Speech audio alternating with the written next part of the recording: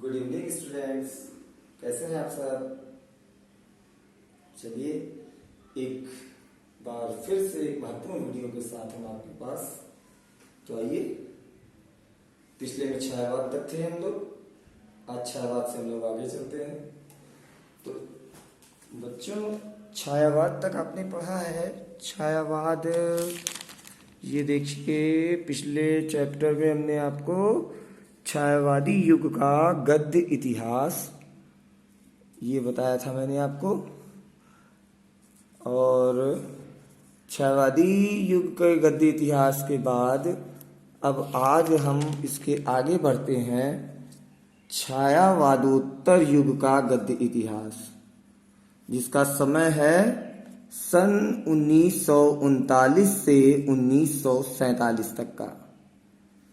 ठीक, देखिए इसमें विशेष बात क्या है हम जानेंगे। यथार्थवादी जीवन दर्शन से प्रेरित होकर, यथार्थवादी क्या है?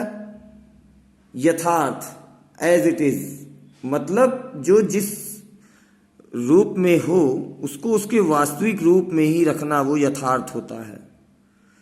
तो यथार्थवादी जीवन दर्शन, ऐसे लोग जो वास्तविक जीवन को जीते थे और जो वास्तविक जीवन में घटती थी घटनाएं नित्य प्रतिदिन समाज में, वो उसी को दिखाना चाहते थे। तो ऐसे यथार्थवादी जीवन दर्शन से प्रेरित होकर कई लेखकों ने नवीन युग चेतना के अनुसार साहित्य की रचना की, जिसने छायावाद को समाप्त कर छायावादोत्तर युग को जन्म दिया। तो अगर आपसे प्रश्न बने, मैंने प्रश्न दिया था आपको, आप लोगों ने हल किया होगा उसको, कि यथार्थवादी जीवन क्या? यथार्थवादी जीवन से प्रेरित होकर, यथार्थवादी, आप ध्यान दीजिएगा, छायावादोत्तर से पहले छायावादी युग था। तो छायावादी युग क्या था? छायावादी युग वो था जो इसके विपरीत चलता था, यथार्थ यानी कि कल्पनाओं की दुनिया में चलता था। कल्पना लोक की दुनिया होती थी, छायावाद की रहस्य की दुनिया होती थी। तो वो उसके विपरीत छायावादी जीवन दर्शन से प्रेरित होकर लेखकों ने क्या किया? छायावादोत्तर युग को जन्म दिया। ठीक, अब हम देखेंगे छायावादोत्तर युग के प्रमुख लेखक व उनकी रचनाएं। देखिए, पहले ये बहुत ही इंपॉर्टेंट क्वेश्चन है, जान लीजिए। जितनी भी रचनाएं यहाँ पर दी गई हैं, आप ये जान लीजिए, केवल आपके लिए मैं इन सारी रचनाओं को, अच्छी अच्छी रचनाएं जो होती हैं, महत्वपूर्ण रचनाएं, उनको मैं ढूंढ करके कलेक्ट करके मैं रखा हूँ यहाँ। तो ध्यान दीजिएगा। पहले हैं रामधारी सिंह दिनकर, छायावादोत्तर युग के। इनकी रचनाएं हैं रेणुका, हुंकार, रसवंती, धूप छां, कुरुक्षेत्र, रश्मिरथी, सामधेनी, उर्वशी, परशुराम की प्रतीक्षा, हारे को हरिनाम, संस्कृत के 4 अध्याय और अर्धनारीश्वर आदि। ये सारी रचनाएं इंपॉर्टेंट हैं। किसकी हैं? रामधारी सिंह दिनकर की। अब दूसरे हैं आपके अज्ञेय।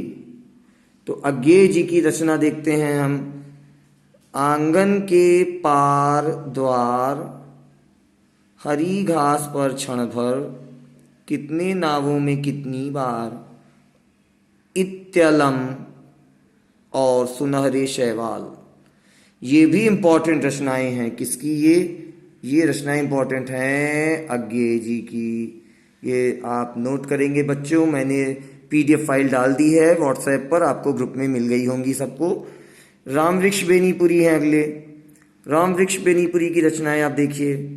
माटी की मूर्तें, जंजीरें और दीवारें, पतितों के देश में, पैरों में पंख बांधकर, गेहूं और गुलाब तथा चिता के फूल।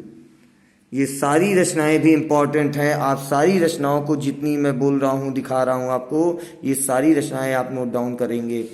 आगे देखिए, फिर हैं वासुदेव शरण अग्रवाल, छायावादोत्तर युग के ही हैं सब ये। वासुदेव शरण अग्रवाल, जिनकी रचनाएं हैं कल्पवृक्ष, पृथ्वीपुत्र, माता भूमि, कला और संस्कृति तथा भारत की एकता। उसके बाद हैं जैनेन्द्र कुमार।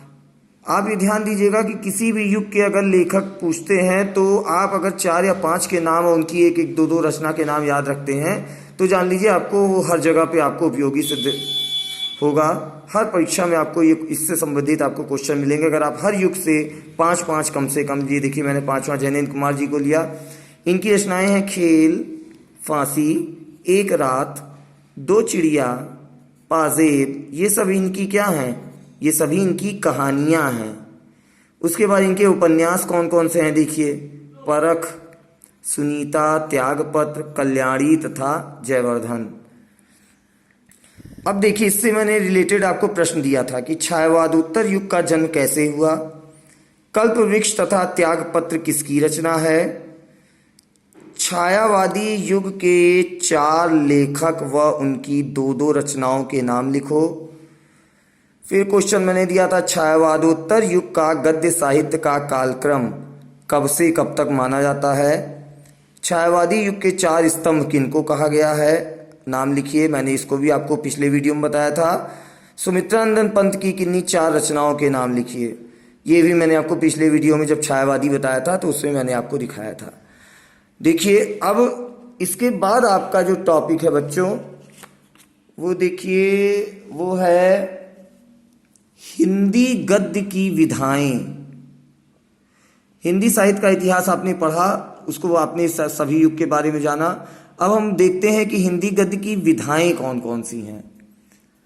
तो हिंदी की प्रमुख विधाएं हैं नाटक, उपन्यास, कहानी, निबंध तथा आलोचना। अब हम इनकी बात करेंगे। अगर ये सभी जो नाटक, उपन्यास, कहानी, निबंध, आलोचना, ये सब क्या है? हिंदी की प्रमुख विधाएं हैं। और इनका आरंभ कब हुआ था? भारतेंदु युग में।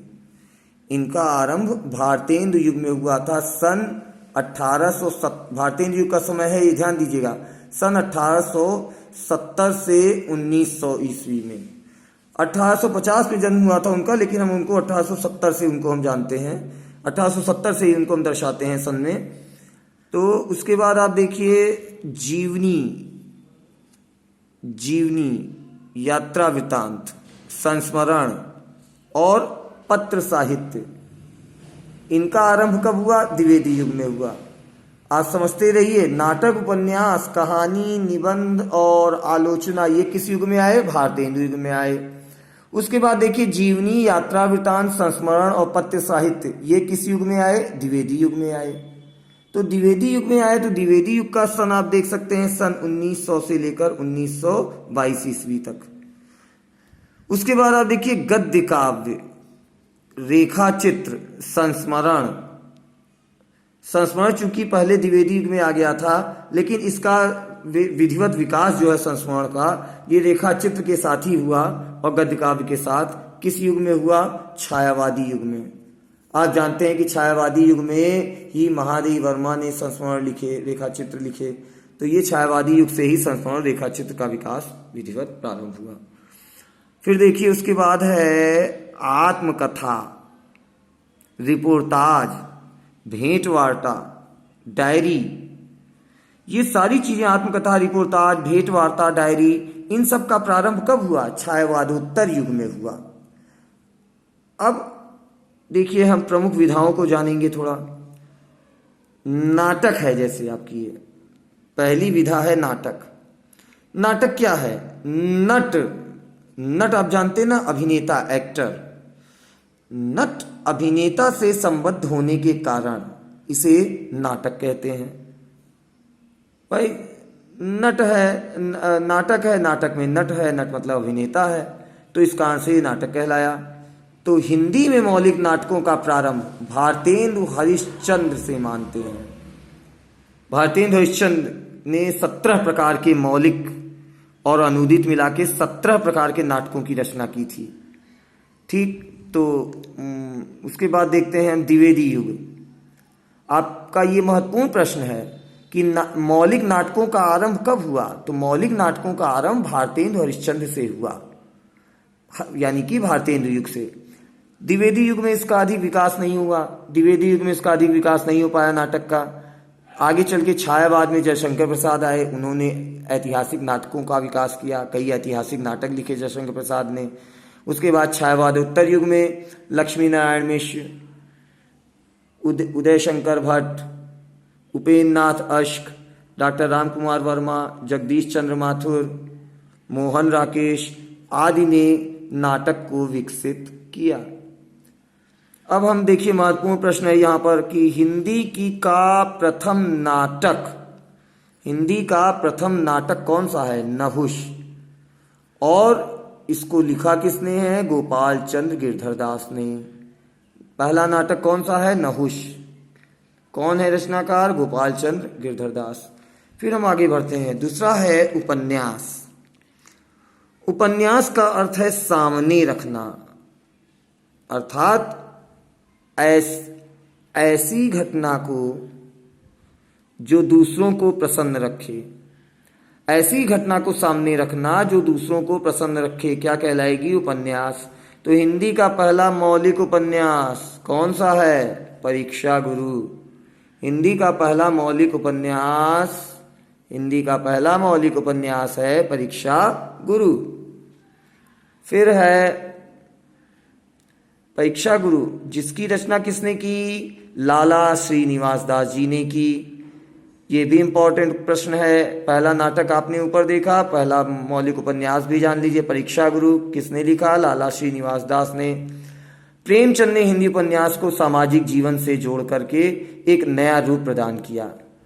प्रेमचंद के बाद अज्ञेय, यशपाल, उपेन्द्र नाथ अश्क, कमलेश्वर, भगवती चरण वर्मा, अमृतलाल नागर, फणीश्वर नाथ रेणु तथा धर्मवीर भारती आदि लेखकों ने उपन्यास साहित्य को समृद्ध किया।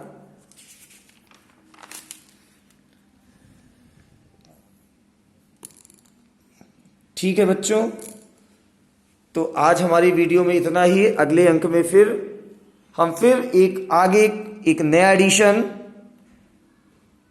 विधाओं का एक नया एडिशन लेकर हम जल्दी ही अपने अगले वीडियो में आपसे मिलते हैं। Okay bye.